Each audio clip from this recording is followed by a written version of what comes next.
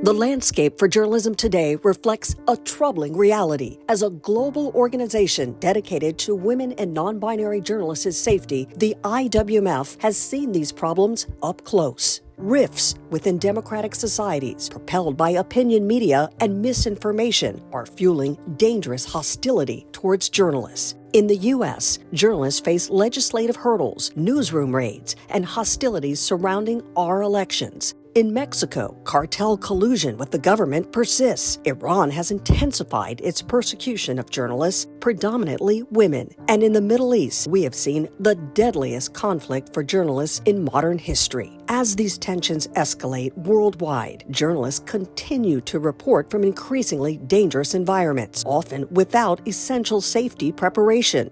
These are daunting challenges, but the IWMF is committed to helping women and non-binary journalists report safely in a singular, revolutionary way. Our approach now has a really holistic approach, which is physical security, digital security, and psychosocial security. And these three, sort of complement with each other. Since 2014, the IWMF has organized 50 hostile environment and first aid trainings for more than 840 journalists. IWMF's training is really different than other safety courses I've taken because every scenario that's been presented seems to have been a scenario that's realistic. I've never been offered security training by a newsroom. If it wasn't for this, I'd be paying out of my own pocket.